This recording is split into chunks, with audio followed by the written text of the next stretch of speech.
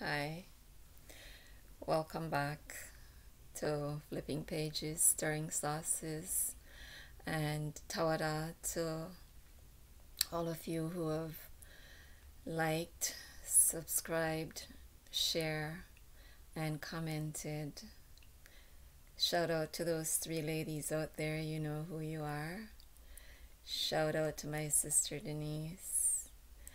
And today's title is my experience at Pearson International Airport when I returned to Canada. Well, not all of that is a title. Actually, all of that is the title. And it's probably going to be a long one today. I've made notes and just gonna pick up where I left off with the reflections episode. And please forgive me if I mispronounce words, if I make mistakes. I'm human and I'm not perfect. I sometimes strive for perfection, but I don't always achieve perfection. So after taping the reflection segment, I walked out from among the thatched trees in the bush. I went to see my sister and I got some cleaning stuff from her. And I went to see my dad. I went to wash him down. Anyway, I wanted my time with my dad to be alone. However, as soon as I started washing him down, or washing his grave down, my phone started ringing. I wasn't going to answer it, but I knew that it would keep ringing until I responded. Anyway, I answered the phone and I told the person on the other end what I was doing. I was hoping that that individual would bow out gracefully out of this intimate moment with my dad. But he didn't. And that made washing my dad's grave a little difficult for me. But I was able to get the task done. Anyway, when I was finished washing down my daddy's grave, I went to see my sister and she fed me. Since I'd borrowed the stuff from her, the cleaning stuff from her, I had to return them. And she refused to bring them inside. She said that I had to bring them inside myself. So yeah, she fed me. And then I took a shower and I went home to pack because I was leaving the next day. And I said I went home to pack like it was some big long journey. Home to pack is a 30-second walk across the yard to the family home. Okay, in packing, I noticed that the June plums that I had bought 3 days before, they were still green. Yeah. And green and drying up. As a matter of fact, I still have 3 of them. Still very green and drying up. They don't get any riper. I bought these almost 3 weeks ago. At this point, these should have been yellow, very soft, very sweet. And I should have eaten them already with salt and pepper. But you can see the state that they're in 3 weeks later.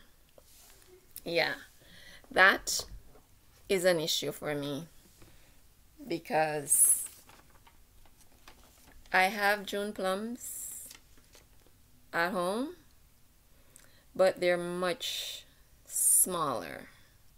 So because I was bringing them back with me, I wanted some bigger ones. So I bought these ones, and very disappointed in the quality. But I've noticed that a lot of fruits are picked off the trees way too early. They're dipped in a chemical to keep them looking fresh, but they're young and they remain that way, and they taste insipid. Back in the day when my dad used to grow fruits, and a lot of times it was too much for the family to consume. So what my dad would do, he would pick them the night before, or he would pick them early in the morning, and my mom would pack them up and take them to market. And you know, so I don't understand why Jamaicans are rushing these fruits and picking them off the tree way too early. Like, it doesn't make sense. And I'm always concerned about repeat business. It seemed to me that a lot of Jamaicans just want to make that first initial sale, and they don't care about repeat business or if the customer is satisfied. And when Jamaicans start to pay attention to that sort of stuff and start focusing on customer service, things will improve greatly for the country.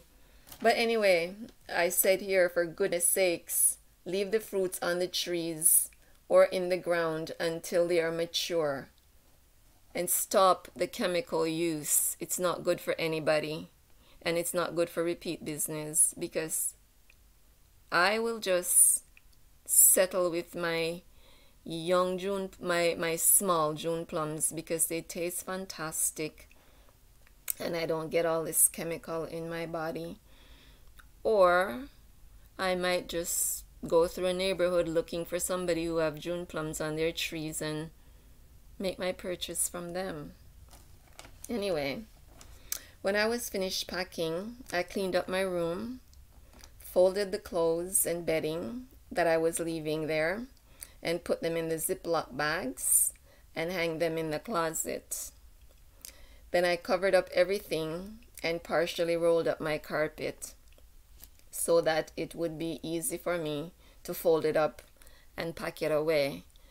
Because if I don't go back to Jamaica for 6 months to a year, that carpet is going to get dusty and dirty, and so I rather just clean it up, fold it up, pack it away, and then when I come back to Jamaica, I unpack it, roll it out on my floor, and it looks brand new.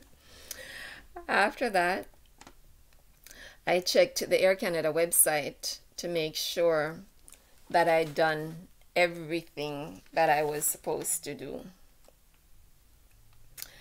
I then went to bed and woke up very early in the morning.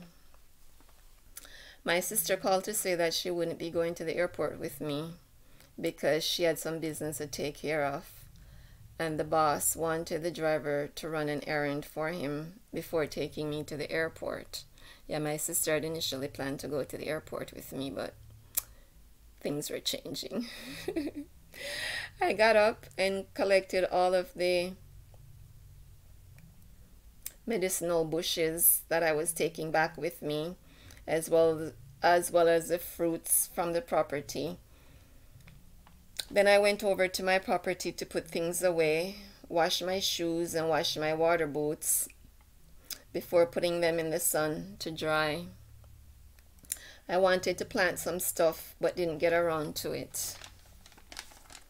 I then washed my hair with some Cinco Bible, aloe vera, and tuna cactus that I'd soaked in water and left in the sun. My scalp felt so nice and cool. When that aloe vera water touches your scalp, it is so soothing. It felt wonderful. And I always do that in Jamaica. Who needs shampoo? Then my sister and the driver came back, and I knew that I was behind schedule. I forgot to lock up the storeroom, but my sister agreed to do that for me. I hope she remembered. My shower was rushed, but I was still making good time. While I was home alone, I went to say goodbye to my daddy. I had a really good talk with him. I don't think that I've ever spoken to him like that before. Not while he was alive or since he has gone to sleep. It was a good talk. I had a good cry, and I have manifested a lot of positive things as a result. I can see them taking shape already. Yeah, that time with my daddy was really, really special, and I truly enjoyed it. And afterwards, it was so freeing. I felt so free and so alive. And they say crying is good for the soul. It truly is. I got to the airport with over 40 minutes before the baggage gate was supposed to be closed, and over an hour and 40 minutes before the flight was due to leave. I took my time weighing my baggage so that I could rearrange it if I was overweight.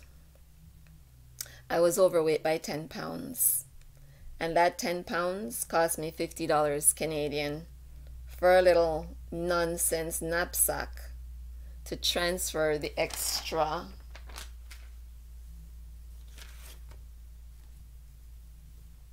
luggage into. And you know, the selling point for these luggage guys are, oh, well, if you're overweight, it's gonna cost you $100 US. But we can sell you this bag, and you can put the extra weight in it, and it will only cost you $50. You know, like, really? A knapsack like that probably costs, what, $5 here? But anyway, I'm not gonna harp on that.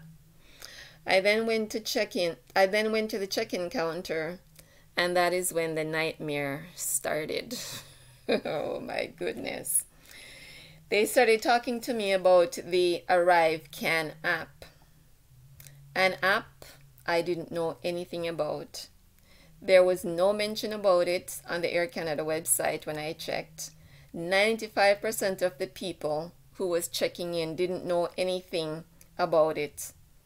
Apparently, we couldn't get on the flight without downloading that app. The agents at the airport had to be downloading it onto people's phones, which caused a backup. For some reason, my phone just would not allow the app to be downloaded. We were down to 10 minutes before the baggage gate closed. I was being told that I had to book a flight for the next day or fly without my luggage, and it was like, oh, it was like, hell no. That is not happening. I'm not flying without my luggage, and I'm not booking a flight for the next day, because there's a requirement that nobody knows about. It is not our fault that everything is backed up. Anyway, the ticket agents worked feverishly to get my luggage onto the plane and to download the app. They actually delayed the baggage guys going back to the gate in order to get my bags onto the flight. I was the last one at the check-in counter, and my bags were the last one to go to the gate. Actually, the guys who take the luggage to the gate actually walked with my luggage instead of putting it on the conveyor. There was another man there, but I don't think that he or his luggage made it onto the flight, because I think he was having difficulty with the app as well as some other difficulties. The flight went well and was quick. We actually arrived at Pearson International early. When I landed at Pearson International, I knew before getting off the plane that there was an issue with my luggage. Anyway, I went through the process and went to pick up my luggage, and there was a piece missing. I was told that I had to wait until the belt, or the what do they call them? The turnstiles, the round conveyor that they get put on. So I had to wait until that stopped in order to report my luggage missing. Anyway, on my way to Jamaica, my biggest piece of luggage was damaged, and on the way back, the medium piece was damaged. I ended up leaving the big piece in Jamaica. So essentially, part of the reason I was overweight too was because I had to cram everything into 2 pieces of luggage instead of 3. I finally reported my luggage missing, and they were very nonchalant about it, stating that the system will kick it out at one of the turnstiles, and the system will scan it and alert them.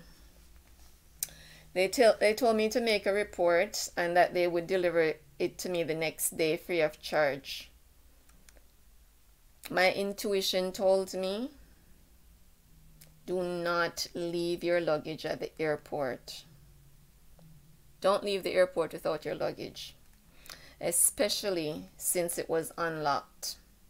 So I decided to wait. They went on the computer and put in some information about my damaged luggage and took some pictures.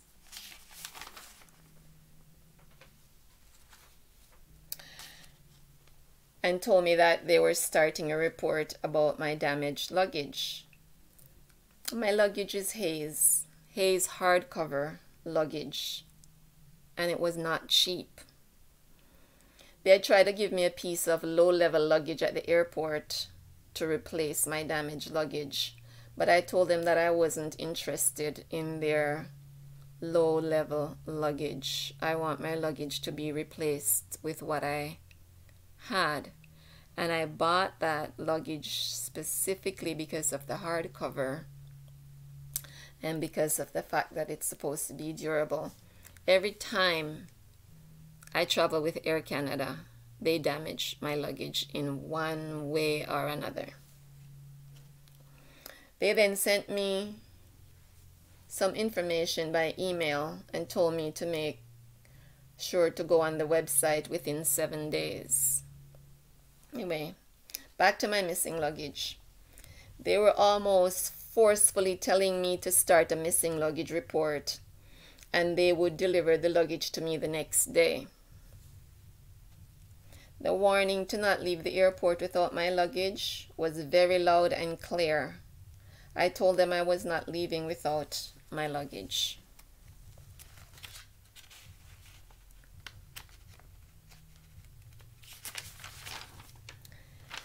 They kept telling me that it was looping the system and would eventually be pushed out at one of the belts.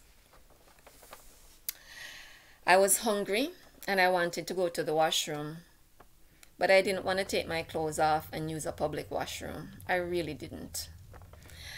I was told that I could go out of the protected area to get something to eat, but I would have to be given a special permit and be escorted back in by a customs official. I do not eat out, and I didn't want to be bothered with that complicated process of being escorted back in by a customs official. I was 3 hours into waiting for my luggage when the manager decided to get involved in the process of locating my luggage. He was surprised at how calm I was about the whole thing after waiting so long without answers. After what I'd been through the week before, My waiting was a minor inconvenience, and I sensed that I needed my spiritual and physical strength for something else. I wondered what it was. I wondered what it was, and I looked around. I wondered what it was. Oh, I wondered where I was. And I looked around and realized that once I got past the two guys at the gate across from me, I should be on the outside and heading home. I asked the manager to have one of his subordinates check the turnstiles to see if my bags was at one of them, one of the other ones. But he said they already did that. I knew that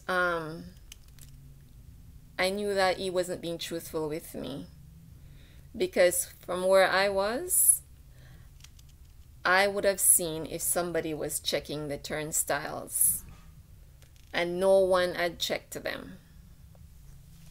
I suggested checking the turnstiles myself, but he assured me that if the bag was in that area at all, he would have received an alert on the computer. I told him that a parcel can sometimes get past the scanner. He knew that I'd been standing in the same position for upwards of 3 hours and offered me a seat.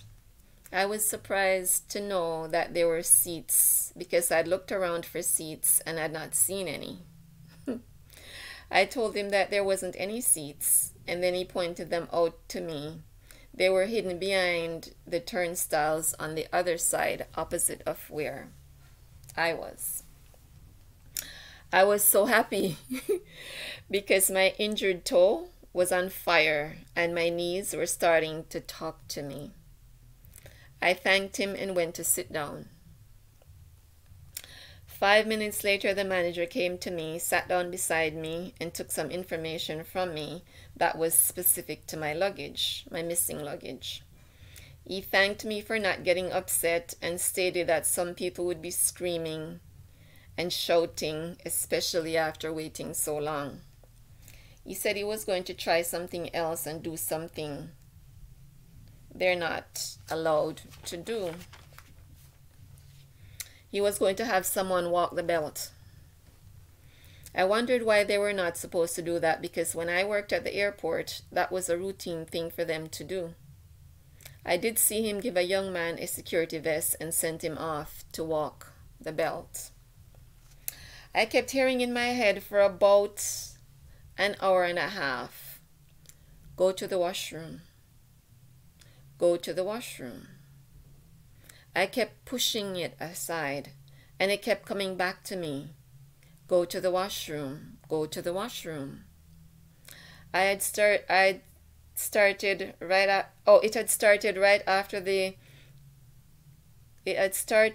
after I'd asked the creator to show me where my luggage was. Yes, I did ask the creator to show me where my luggage was. And go to the washroom started right after that. It was around the same time that I had looked at a busy turnstile and made a mental note to check it right after the crowd was dispersed. But I had forgotten to do so because my family and friends kept calling and checking on me to see if I had gotten my luggage yet. Finally, I was ordered to go to the washroom. Yeah, it was not go to the washroom anymore. It was go to the washroom. I got up, told the manager that I would be in the washroom if they found my luggage. I was on the way to the washroom when I looked to my left and saw something blue off in the distance. I couldn't see it clearly at first because it was quite a distance away. I turned the cart to the left and started walking towards it. I was being told, "There's your luggage." As I walked towards it, it became clearer and clearer that it was my missing luggage. I picked it up and checked it. The lock coupling was still in place, so I knew that it had not been opened. I put it on the cart and headed for the washroom. I stopped at the customer service desk to let the manager know that I had located my luggage. He wanted to know where it was. I told him it was at turnstile number 12. He was shocked that the computer had not picked it up. I told him that I work in an environment where we move thousands of pieces of freight every day, and the scanner doesn't always pick up the barcode. Sometimes the package is sitting on top of the barcode, so the package doesn't always get scanned. It later occurred to me that I found it at the same turnstile that I had made the mental note to check hours before. You see, this creator and our spirit guides, they talk to us all the time. They tell us things. They guide us. But we are too stubborn to listen to them. Had I done what I was supposed to do, I would not have waited 4.5 hours in the airport for a piece of luggage that was sitting maybe 200 meters away from me the entire time.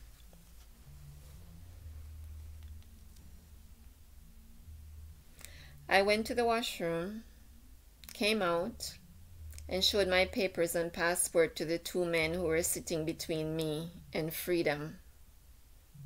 So I thought. They waved me through,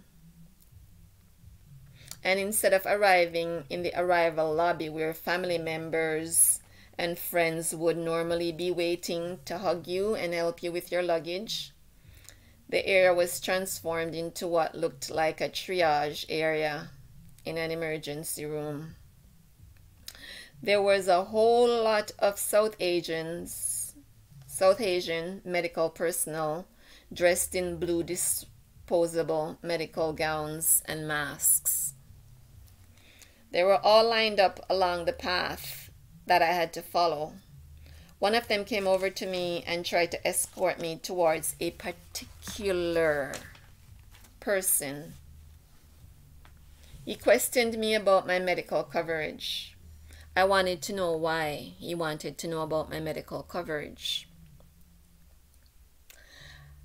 And I could hear in my head, "Whatever you do, do not let them rape you tonight." I thought to myself, rape? Then I heard, "Do not let them invade your body in any way." Ask yourself, why did they pass so many people and escort you to that particular person? See how the Creator protects us? I realized then that they wanted me to do a big C test. I told the guy, "I am not taking your test. I am not allowing anyone to invade my body." He said that that's okay. You can be fined or imprisoned. I was standing in my Creator's given power. And I told him that I didn't care if they fined me or locked me up. I was not taking their test.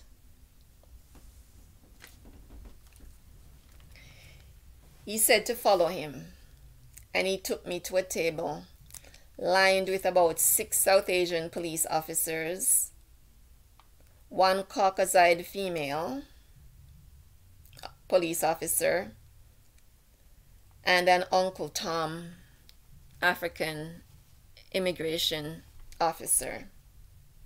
They were demanding to know why I wasn't taking the test. and telling me that it is a $6,000 fine for breaking the law. I made it very clear to them, it is not a law. It's a mandate. There's a difference. I am not breaking any laws in refusing to take your test. I told them that I'd been in the airport for over 4 hours. I'm a Canadian citizen returning home, and that I have rights under the Nuremberg Codes, the United Nations Constitution, as well as the Canadian's Constitution. They then asked me if I was vaxxed. I made it clear to them that my medical status is confidential under PPIDA.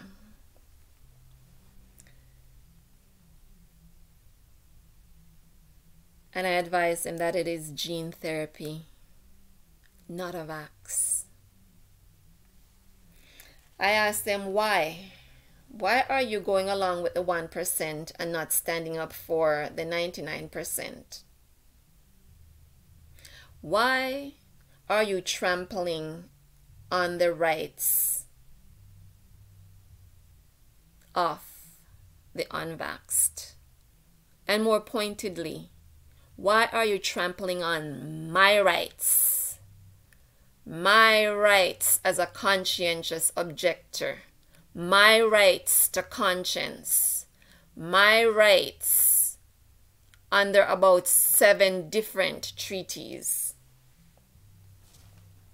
and constitutions. They kept telling me to lower my voice. I told them that I had taken a test 3 days before, which was negative, and I didn't see the need for another one. Oh, and by the way, they're insisting that I take this test, but they wanted me to pay for this test. They asked to see my passport. I showed it to them. They asked me for my address and the reason for my travel. I provided both to them. The Uncle Tom wrote some incorrect information down that I had to insist that he correct. I was then escorted to a seat and told to wait there while they write me a ticket. While I was sitting there, the Karen, the female Caucaside police officer, who is commonly known as Karen, the only one among the South Asians, came over to me and asked for my driver's license in order to confirm my address. I told her that I had given my address to the immigration personnel, the Uncle Tom, and that I was not giving her my driver's license because this is not a traffic stop. And they were still in possession of my passport, which is the only travel document that is required for them to establish my identity.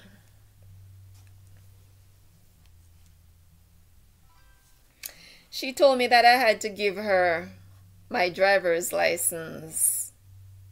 I looked her right in the eyes and repeated my position.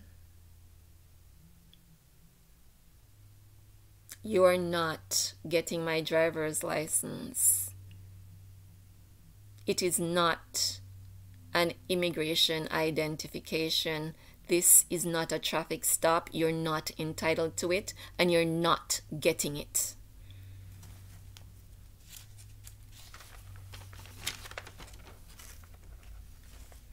One of her South Asian colleagues, who knows that she has no rights to ask for my driver's license, came over to her and escorted her away from me, stating she doesn't know what she's talking about. She doesn't know anything. He sat down in a chair not too far from me and stated she had no problems taking a test in Jamaica, but she's refusing to take one here.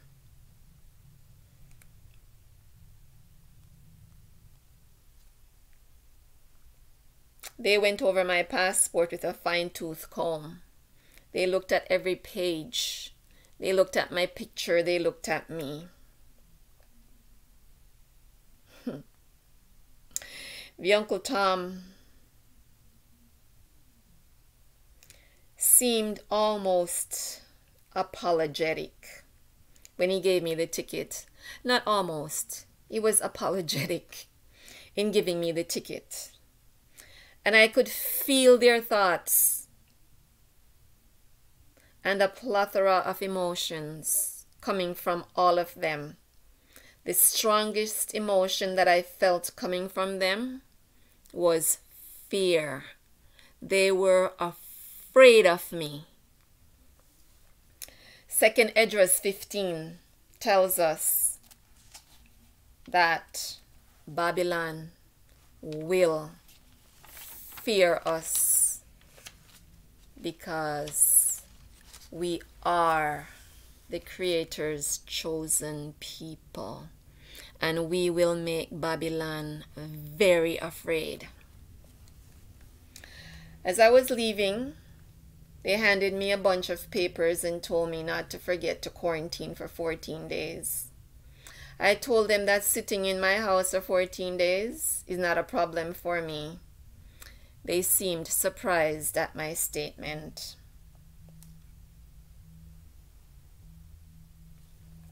I don't know why, at the time I was writing this, I was being led to say this, and I don't know why. But what I wrote was, I don't know why I'm being led to put this in here, but I felt regret and despair on the part of the Uncle Tom. He is questioning himself and hiding something. And it still hasn't been given to me why he was questioning himself and what he was hiding and why he was feeling despair and regret. But I have a very spiritual sister out there, and she will probably break that down for me. My sons were working and could not pick me up from the airport, so they sent someone else to get me. And that individual, who is fully vaxxed and was wearing a medical mask,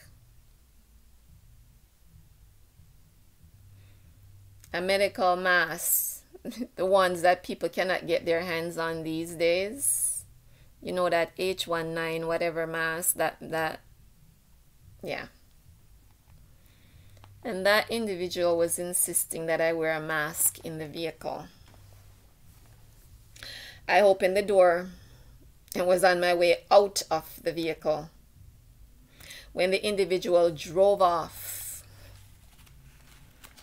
forcing me to the side and back into the seat. Had my body gone in the other direction, I would have fallen out of the vehicle. I don't normally swear or use words that are considered to be offensive. But if my grandmother was still alive, I could not kiss her with this mouth again. By the time I left the airport, my boys were already at home preparing something for me to eat. They would not have hesitated to come and get me. The reason people can't get on the flight in Jamaica until the Arrive Can app is downloaded onto their phone is because they want to harass you when you come back to Canada. 2 days after I came back, I was hanging out in my bedroom where I'm quarantining when I received a call from the government of Canada wanting to know the details of my quarantine.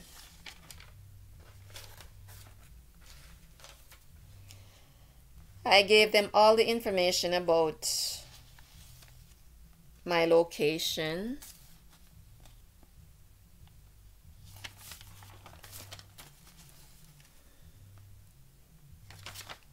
gave them all the information about my location, etc. 2 days later, they called me again wanting to know if I had symptoms and about my test results. They seemed so sure that I would have symptoms. They seemed so sure that the test would be positive. Some food for thought. And I link you back to why they had passed so many people and took me to that specific person. I told them where to go. Each time they call, I tell them where to go. They threatened to find me, lock me up, send the police to my house, or put me in a quarantine facility. I am standing in the power that the Creator has given to me. And I told them to go ahead and do what they want. My bedroom is 20 foot by 12 foot. And my bathroom is 8 foot by 16 foot. I have enough.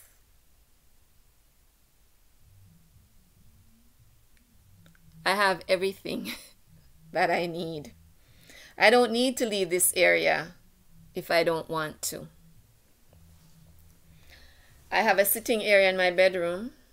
I have my exercise equipment in here. I am surrounded by my books, laptop, my Chromebook, my research material, water, fruits, etc. I don't need to leave my room. This is my sanctuary. This is where I feel most comfortable. And this is where I spend the majority of my time. I have a living room that I haven't used since 2008. I have a dining room that I've never eaten in. I have a family room that I've not used since 2012. And an eating area that I haven't used since 2006. The majority of the time that I spend in this house is spent in my kitchen or in my bedroom or my washroom. And if I need to cook something, I have a hot plate. So I don't have to go downstairs to my kitchen to cook anything. Like I said, I could live in here for a year and not leave.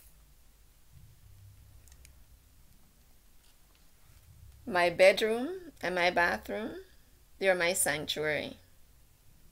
And for some reason, these people don't seem to believe that I've been in my room all this time. Well, you know, all of you individuals who have been video calling me can confirm that, right? They question me about fresh air. I have a big window in my room and one in my bathroom. I have a big backyard. My boys work and study, and I have the place to myself most of the time. They ask me stupid things like, do I have visitors? Yes, I have visitors every day. They video call me from Jamaica and other parts of the world to keep my company and to help me through quarantine. Tadawa, guys.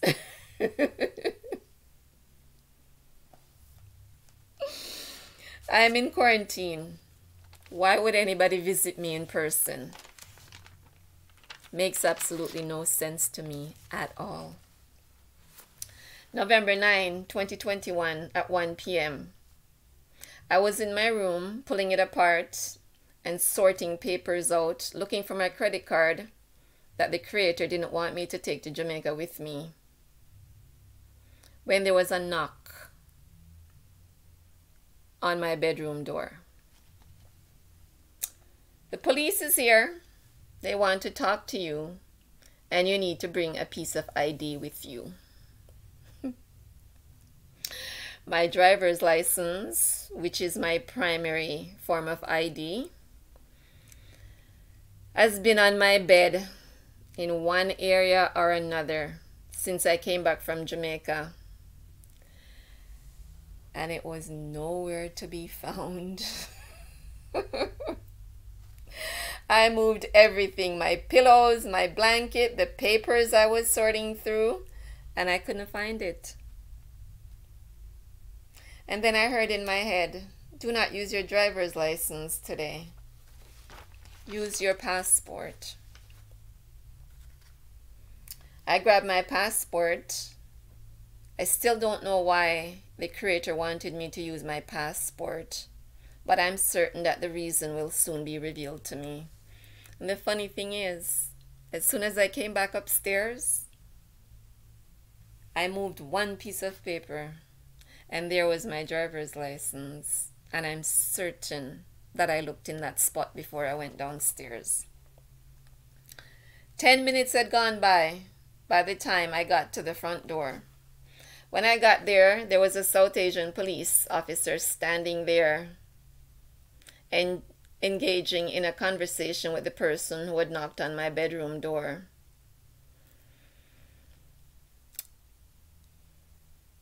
He was as fake as a $3 bill when he said, "Hi, how are you?" with this fake smile. My response was, "Why are you here?" "Oh, I'm here for your protection." I made it very clear to him that by showing up at my door, he was putting my family at risk because he had caused me to break quarantine by leaving my bedroom and walking through the house to the front door.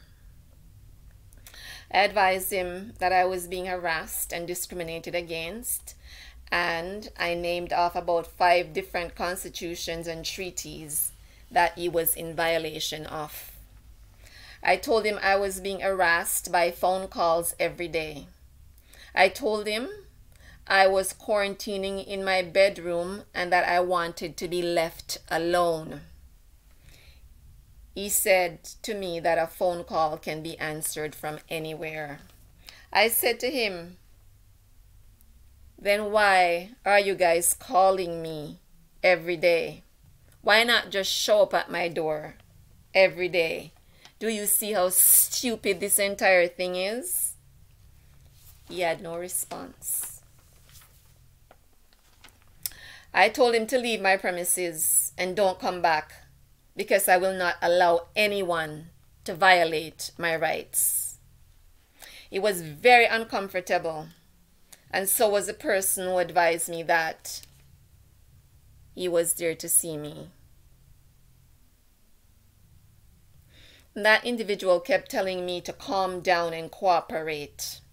I'm not a violent person, but I should have fisted that person right in the mouth. Cooperate with what? The tail? I am the head, and I will not allow the tail to have any power or control over me. They are not even allowed to speak in my presence. This entire Big C thing is a way for Big Pharma to make money and enslave people, black people. We have to save ourselves. Deuteronomy tells us that no one will save us. I have very good South Asian neighbors, but when it comes down to it, and it will, they will side with Babylon because the Creator's words will not return to him void. They must be fulfilled. And the Creator said, no one will save us. The Creator says, even I am your only Savior. The entire situation is geared towards forcing the unvaxxed to be vaxxed or to be restricted and controlled. It is called modern day slavery. I will not pay 1 penny of that $6,000+ ticket that they've given to me. I will stand fearless in the power that the Creator has given to me. As I said in my reflection segment, the woman who traveled to Jamaica is not the same woman who left Jamaica.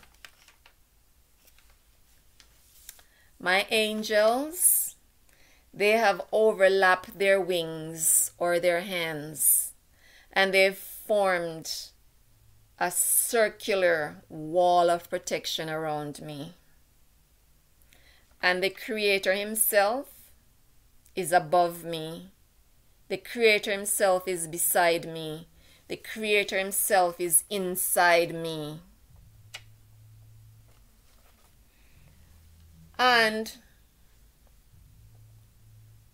to any individual out there